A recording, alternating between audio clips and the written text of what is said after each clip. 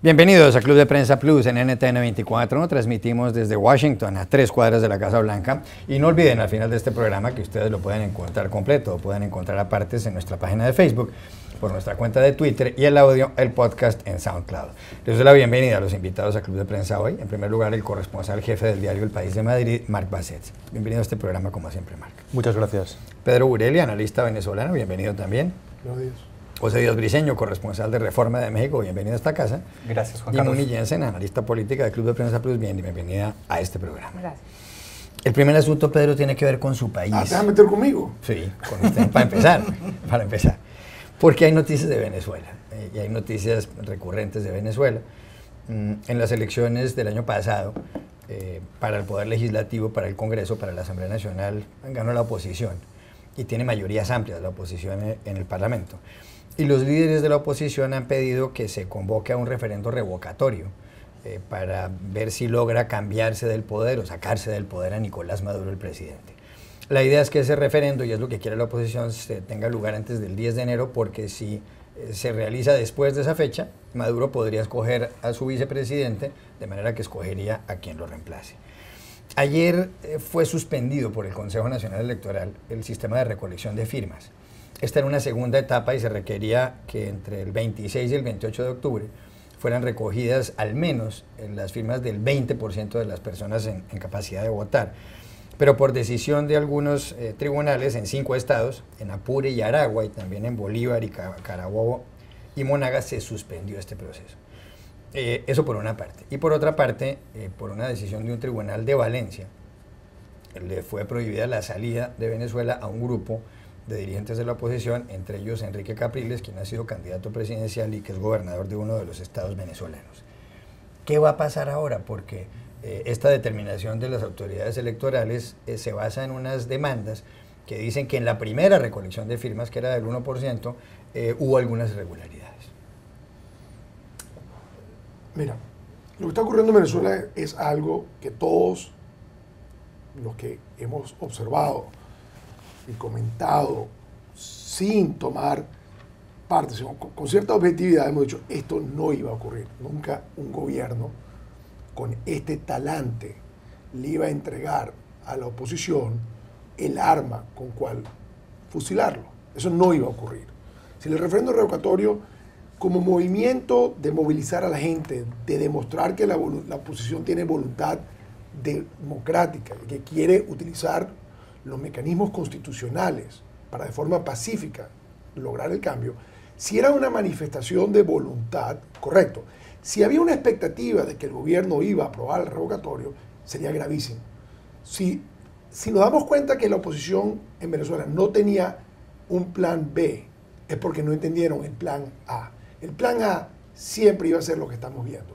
Ha ocurrido en cámara lenta, pero con bastante certitud. Después del 6 de diciembre, era clarísimo que el gobierno había entendido que era minoría, que el juego electoral no le iba a salir bien.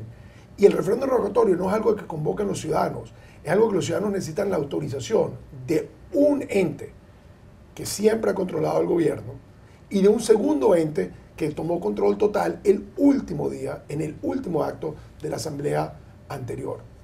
Ahora, ¿por qué la asamblea nueva no se dio cuenta lo que significaba tener un tribunal supremo totalmente amañado, montado inconstitucionalmente, y se dedica a una agenda legislativa absolutamente absurda, sin entender que estás controlando uno de 5 poderes y estás tratando de activar al electoral, que no es tuyo, no controlando el judicial? Entonces, o esta ha sido una maniobra cuyo final veremos ahora con una genial estrategia de la oposición, o esto ha sido una increíble irresponsabilidad de la oposición. Porque lo que nunca podíamos dudar es quién teníamos de frente como gobierno. O sea, ¿usted cree que los líderes de la oposición en Venezuela cometieron un error, no hicieron un cálculo bien de ante quién estaban o a quién estaban combatiendo políticamente? Yo espero que este plan, lo que está ocurriendo, haya sido su plan A. Yo espero, y lo he repetido muchas veces, que el escenario único de ellos es que el gobierno al final iba a parar esto. Y por lo tanto, estamos sobre el plan de siempre. Y que hay una serie de acciones que estaban ya planificadas, que capitalizan en esta reacción de susto del gobierno, que era totalmente predecible. Y la pregunta que se hace todo el mundo, como siempre en Venezuela en los últimos tiempos, es ¿y ahora qué va a pasar? Claro, el punto es ese. Cuando tú tienes a un grupo de 4 partidos políticos que han monopolizado toda la resistencia contra un gobierno que el 80% del país rechaza, uno tiene que imaginar que ellos tienen un plan. Yo le doy el beneficio de la duda, pero dudo, ¿okay?, que se lo hayan ganado. Se los doy, se los concedo. Ahora, el problema es que tenemos, y todos, tanto la comunidad internacional como los ciudadanos de Venezuela, se tienen que dar cuenta, y está en la evidencia. Este es un gobierno en que una cosa sí saben. Los que están en el gobierno no saben gobernar, no saben hacia dónde van, pero sí saben las consecuencias de que pierdan el poder. Eso sí lo saben. Porque Nicolás Maduro y estos gobernadores, por cierto, de estos estados, que no, fue bastante curioso, estos 5 estados son quizás los 5 estados más criminales, manejados por los tipos peor identificados en el tema del narcotráfico y todo eso. Entonces es bastante curioso cómo se generó. Esto puede ser 5 narcoestados de un narcoestado demuestran al mundo que no van a soltar fácilmente el poder. ¿Por qué? Porque ellos saben perfectamente los crímenes que ellos han cometido. Entonces uno tiene que evaluar qué va a pasar. Hay pruebas de todo eso, de que son... Existe todas las pruebas. Y el problema peor es que elementos de la comunidad internacional, como puede ser los Estados Unidos, algunos países europeos, esos conocen perfectamente lo que está ocurriendo. Y sin embargo, se ufanan en llamar a diálogo, sin entender que estás pidiendo que uno se sienta a dialogar contra una persona que no tiene nada que entregarte, porque el poder no te lo van a entregar, no te van a dar grado de libertad, porque cada grado de libertad que te den a ti es una amenaza para ellos. Entonces, ¿qué va a pasar? Lo que vinimos diciendo hace mucho tiempo, esto no va a terminar bien. Y aquí hay culpa, absolutamente, en primera instancia, de un gobierno de ladrones, segundo, de una oposición muy débil, y tercero, de una comunidad internacional muy ingenua. Estoy recuperando de toda esta explicación de Pedro. Yo había pensado en otra dirección, y es si esta nueva noticia se ha generado accidental o deliberadamente en el medio de una situación económica que está enfrentando el gobierno venezolano en los próximos días, que es la posible cesación de pagos de la petrolera PDVSA, porque la noticia también en el mundo económico es que ha tratado de aplazar 4 veces el pago de intereses sobre unos bonos que maduran muy pronto, y que lo que están haciendo es tratando de lograr de patear la pelota para adelante, y si esto políticamente será una especie de elemento de distracción, cosa que por cierto va a poner en apuros a los Estados Unidos, que están o a empresas como Citgo y Phillips, que son los clientes de ese petróleo. Entonces yo no sé si esto es una coincidencia, quizás le hago la pregunta directamente a Pedro, si será conveniente para el gobierno generar este estado. No es que es una coincidencia, es que es todo parte de una crisis que ha generado un gobierno que ha destruido un país, sabe que lo ha destruido, está asustado de las consecuencias, y todo lo que hace es para evitar pagar en las urnas las consecuencias de eso. Por supuesto que lo de la quiebra del petróleo de Venezuela es una parte increíble. Si tú se jactan todos los días que tenemos las reservas internacionales más grandes del mundo, y la petrolera, que una vez fue una de las mejores petroleras del mundo, la quebraron. Entonces, por supuesto que, pero todo eso configura, cuando yo digo que estas personas conocen los crímenes que han cometido, a lo que me refiero es que ellos saben lo que han hecho, y saben las consecuencias de lo que han hecho, y saben que esas consecuencias son más grandes si están fuera del poder que si mantienen el poder. Bueno, y la pregunta es, obviamente es claro que se cerró un canal democrático para la oposición, ciertamente, ¿no? Pero aquí la pregunta también es, ¿qué desestabilización puede causar no solo, bueno, ahora que escucho a Pedro, dentro de la propia oposición, exactamente qué posiciones tomaría, pero incluso del propio partido gobernante, porque decididamente el fin de este cierre también altera los equilibrios de poder que hay adentro. Quizá el cambio pueda venir a partir de ahí. Completamente cierto. Quiero cambiar de asunto, Marc, porque hay una columna que fue tendencia este viernes en Twitter, en el periódico The New York Times. Y es una columna titulada Too Bad You're Latin. Es malo que usted sea latino, es el título, la escribe John Leguizamo, un actor de 52 años, nacido en Bogotá, pero actor estadounidense, nacionalizado en los Estados Unidos, un hombre que ha hecho más de 70 películas y series de televisión y ha sido muy premiado. Él se refiere un poco a lo que está pasando en este país de cara a las elecciones del 8 de noviembre, donde se van a enfrentar Hillary Clinton por el Partido Demócrata y Donald Trump por el Partido Republicano. Señala que el señor Trump ha insultado, y lo sugiere ahí, a los hispanos, y lo que está reclamando el señor Leguízamo, y el título viene porque él cuenta que alguna vez fue a buscar un trabajo aquí en Estados Unidos y le dijeron, usted es muy bueno, pero lo malo es que es hispano, lo malo es que es latino.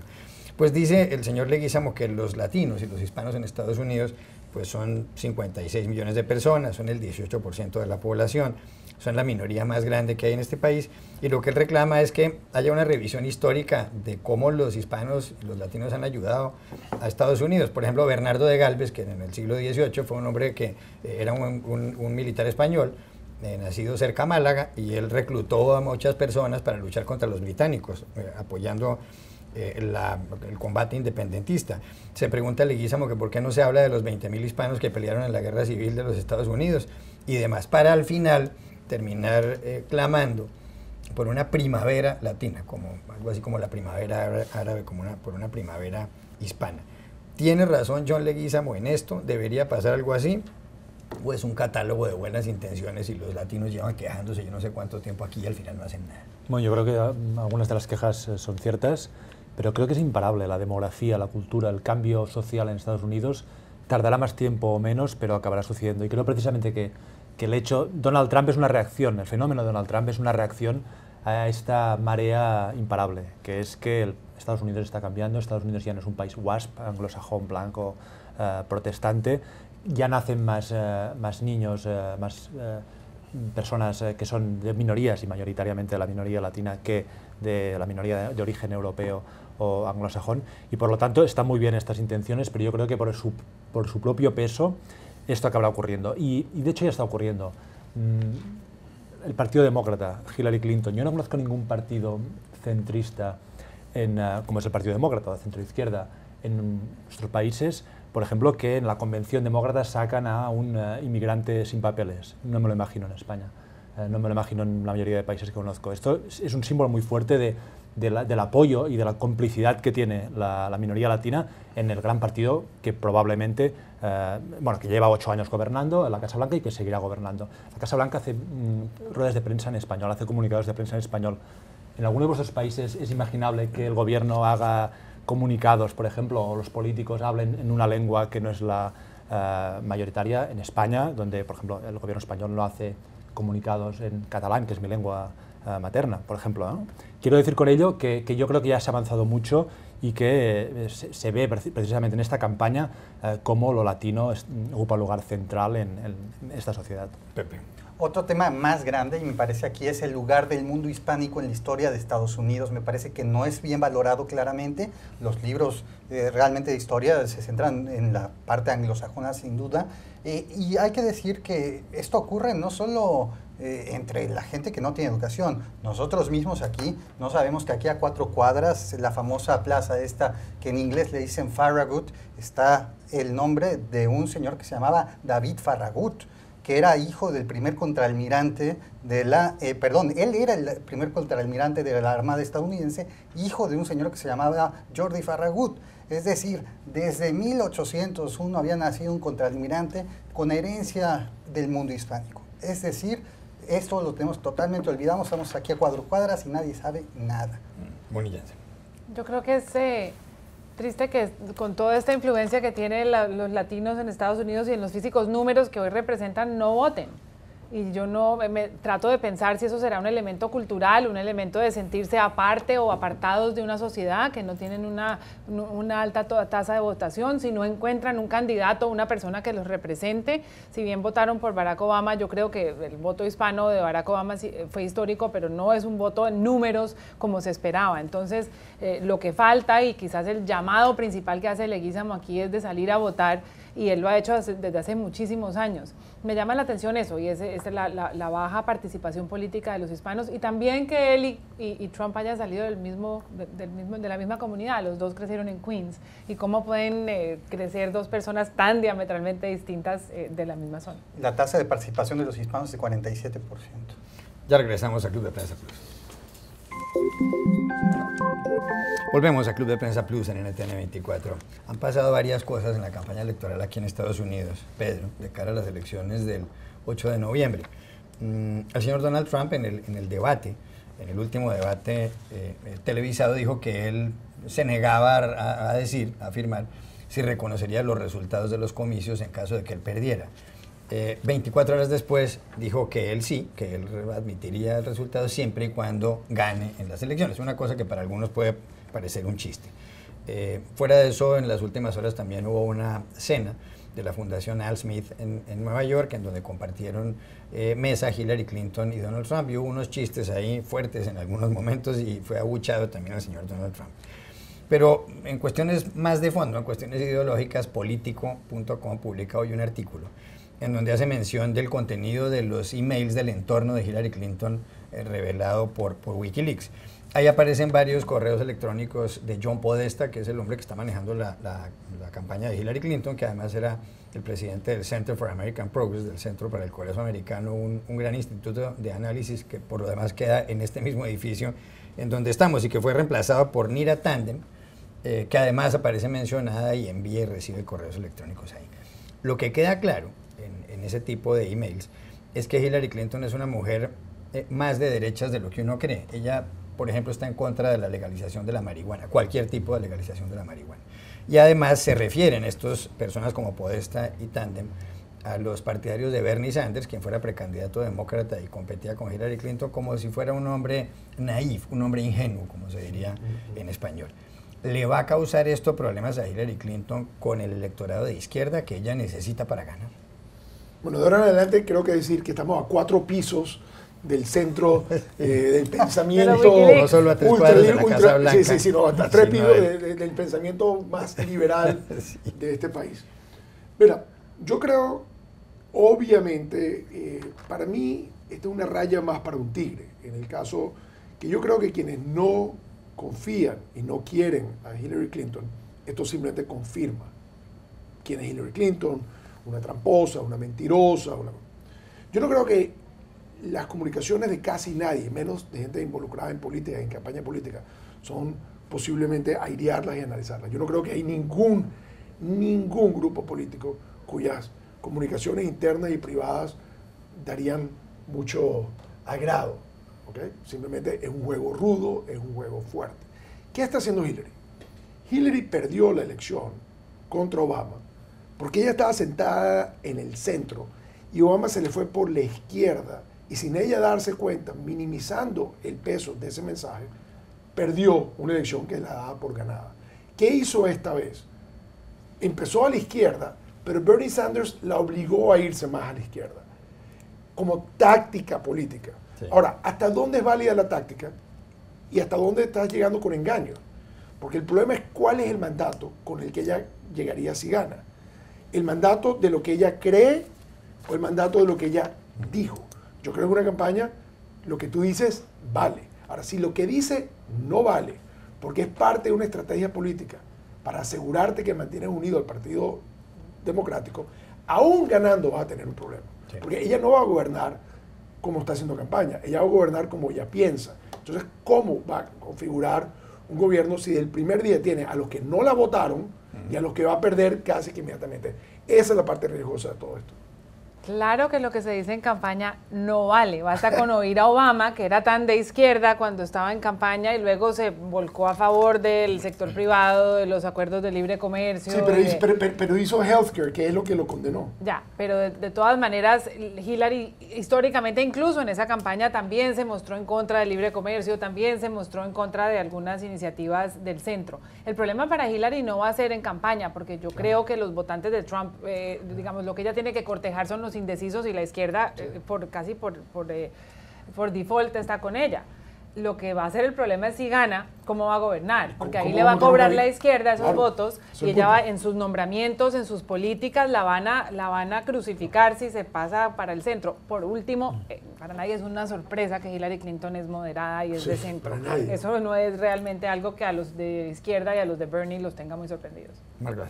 Yo creo que Hillary Clinton, si los sondeos se cumplen, tendrá un grave problema cuando gane, porque no tendrá un mandato. Hillary Clinton ganará porque no es Trump.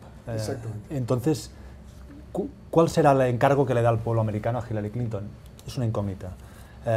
Será la presidenta seguramente más impopular de la historia reciente, porque el político más impopular de Estados Unidos es Trump, pero el segundo es Hillary Clinton.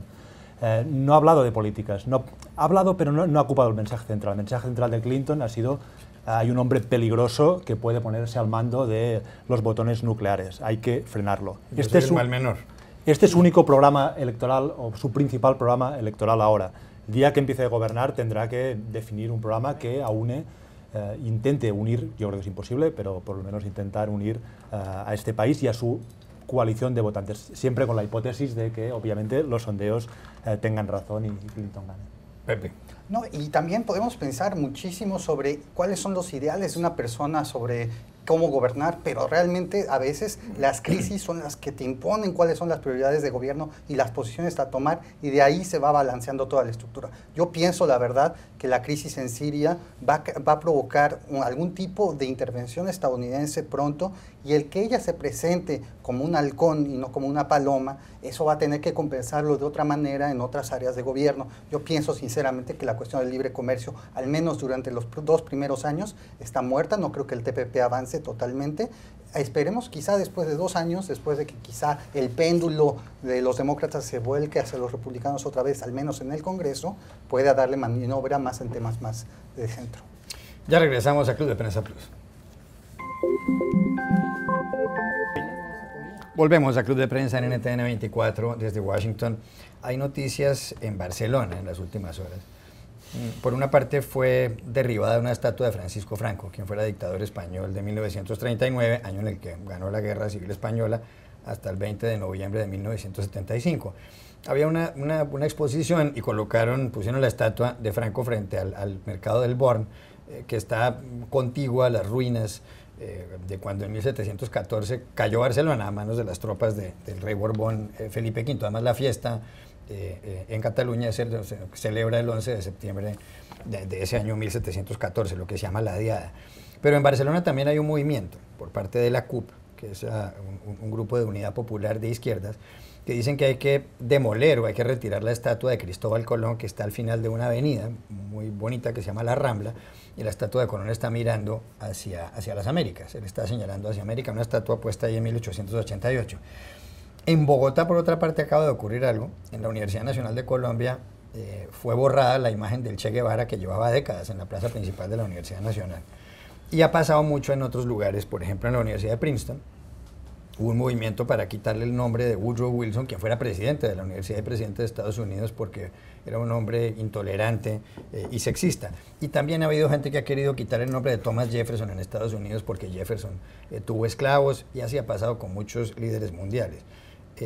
¿Deben ocurrir estas cosas? ¿Debería más bien convocarse una votación popular para saber qué estatuas dejamos y cuáles no? Porque todo tiene dos caras. Para los ingleses, Francis Drake era un sir, un hombre de la nobleza.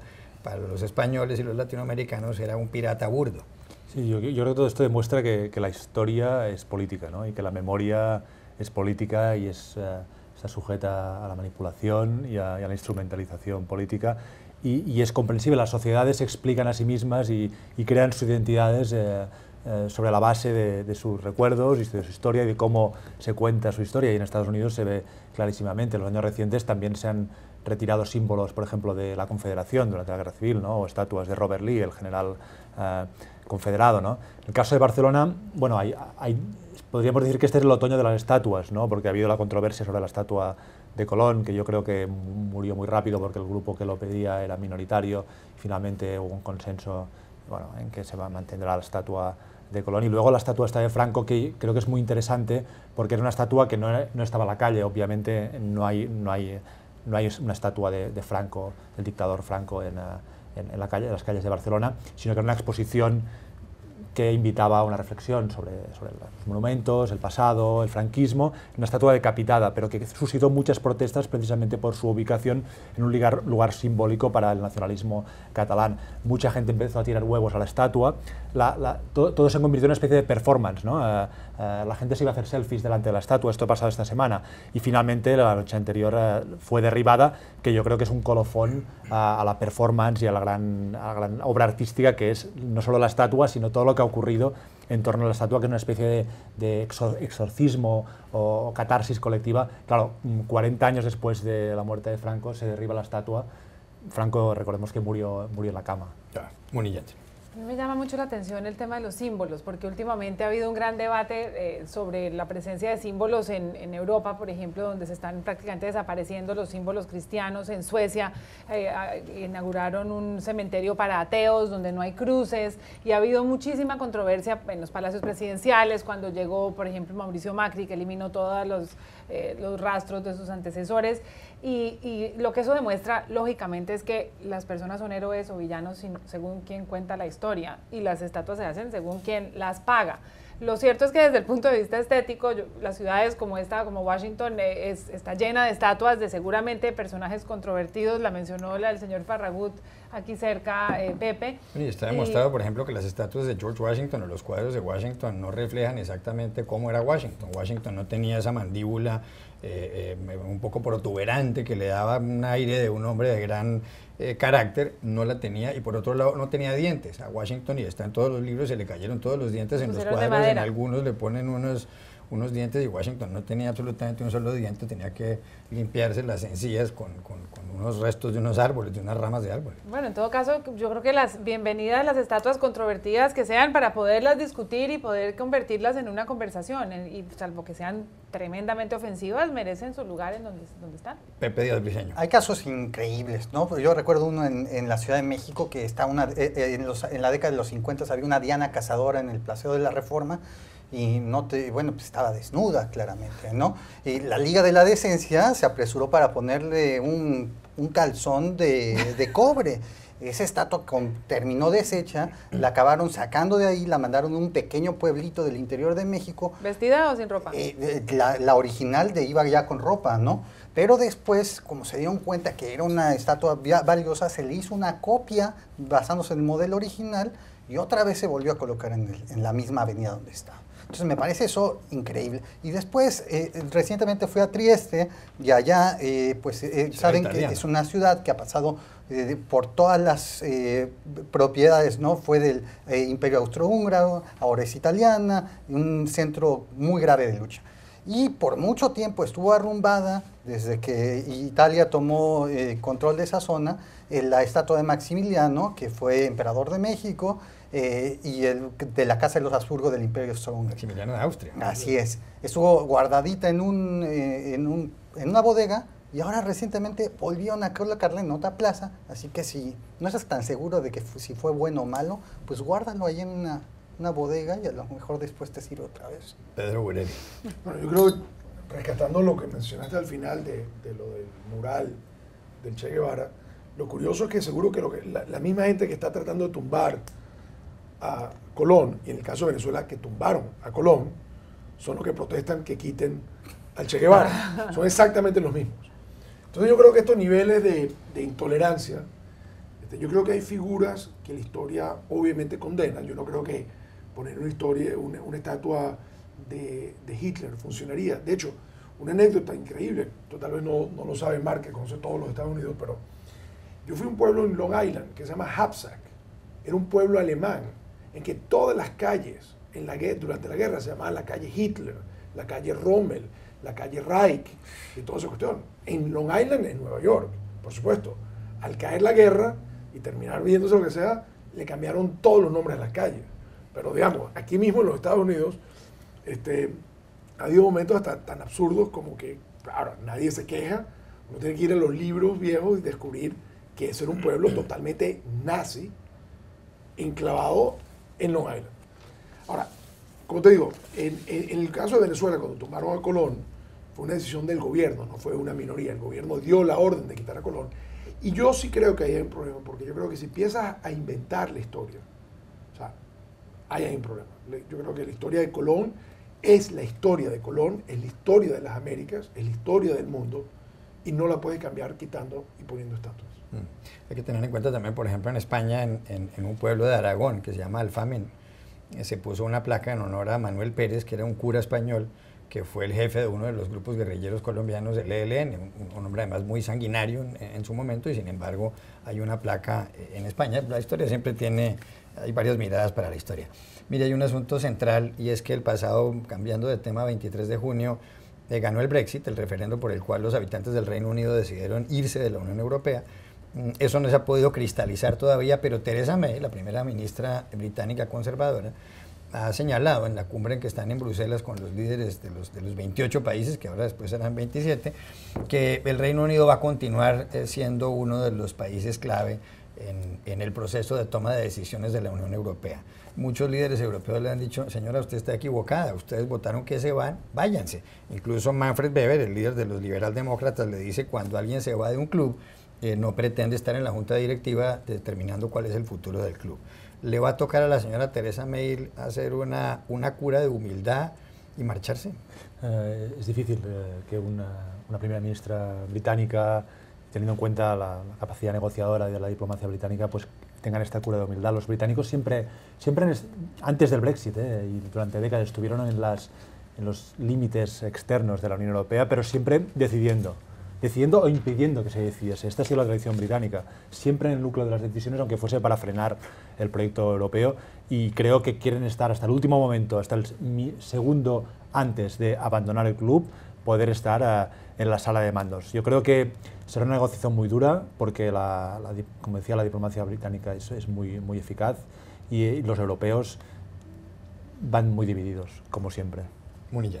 Pues no es la única arrepentida con el resultado de un referendo. Lo que pasa es que la tiene difícil con la frase contundente de Brexit es Brexit. Tiene 2 años que son una especie de periodo de gracia donde ella tiene justo esos 2 años para resolver una cantidad de problemas internos, incluyendo los afanes de separación que tiene ahora Escocia nuevamente. Entonces yo creo que ella está negociando una cantidad de variables en los próximos 2 años. Quisiera muy posiblemente ella echar para atrás el Brexit y muy seguramente sería una decisión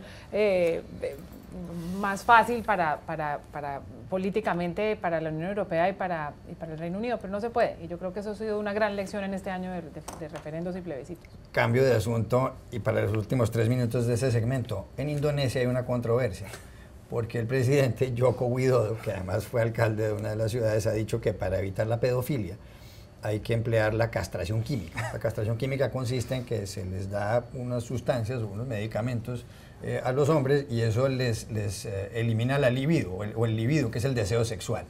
Incluso le ha dicho que si los médicos profesionales no quieren llevar a cabo esta tarea, pues que va a echar mano de los médicos del ejército y que así se hará. Incluso cuenta con mucho respaldo y ya hay una ley que está dándole luz verde a esta iniciativa. Hay protestas de los organismos de derechos humanos.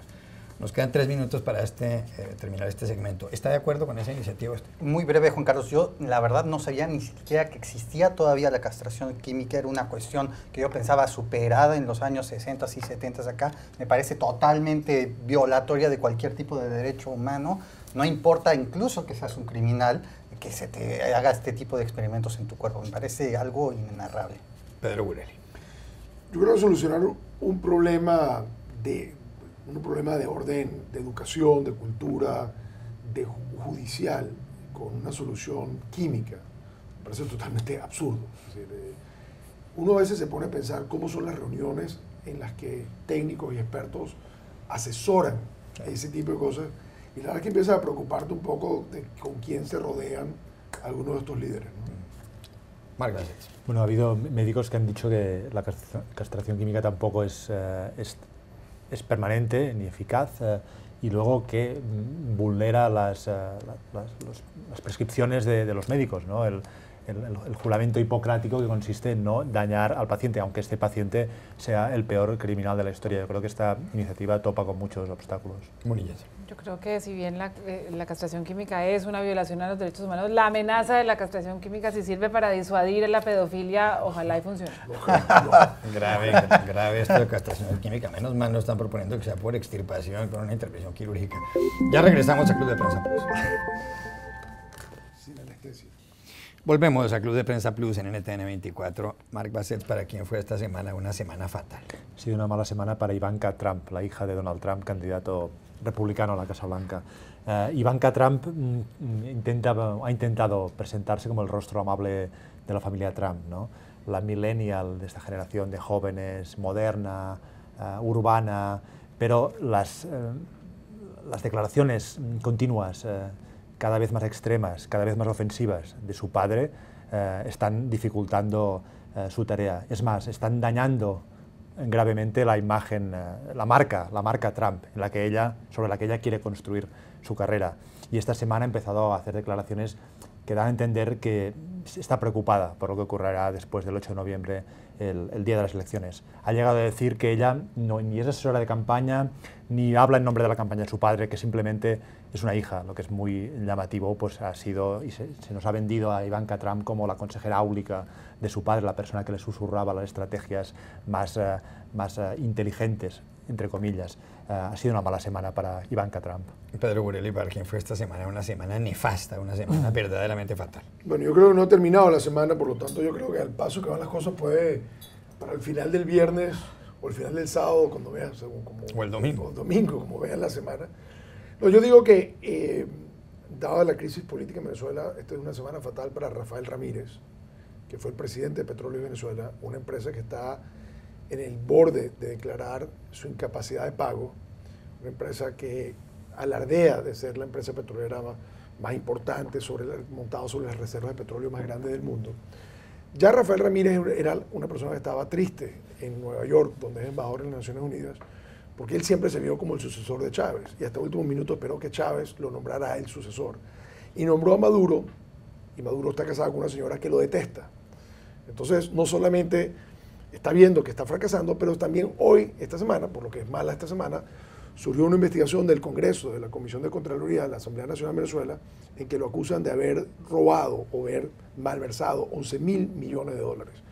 Creo que con todos los males que ha pasado, esta semana va a ser muy mala para él.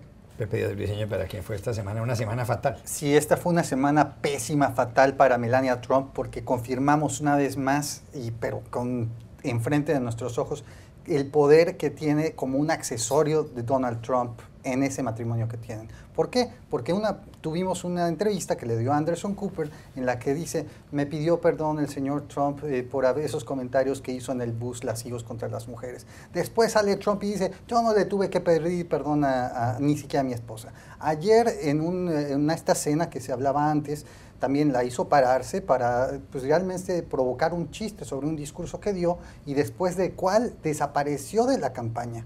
A mí me parece que seguramente tiene un contrato muy beneficioso, ella ha ganado mucho, pero es un carácter accesorio en ese matrimonio. Munillense, ¿para quién fue esta semana? Una semana fatal. Para Eduardo Cunha, el presidente del Congreso brasileño y el líder o arquitecto del proceso de destitución del juicio político de Dilma Rousseff. Pues bien, lo persiguió hasta que lo encontró la justicia brasileña y fue detenido y acusado del delito de soborno de 5 millones de dólares en el escándalo de Petrobras. Él pasó de ser quien juzgaba a ser el juzgado, esto todo en medio de una gran intríngulis de delación premiada que existe en la justicia brasileña. Ahora vamos a ver quién va a tener una mala semana en un par de semanas, porque muchos dicen que él va detrás de Michel Temer. Gracias, Munillense, por haber estado aquí. Pepe Díaz Briceño, Pedro Burelli y Marc Bassets, y a ustedes los espero en una próxima oportunidad.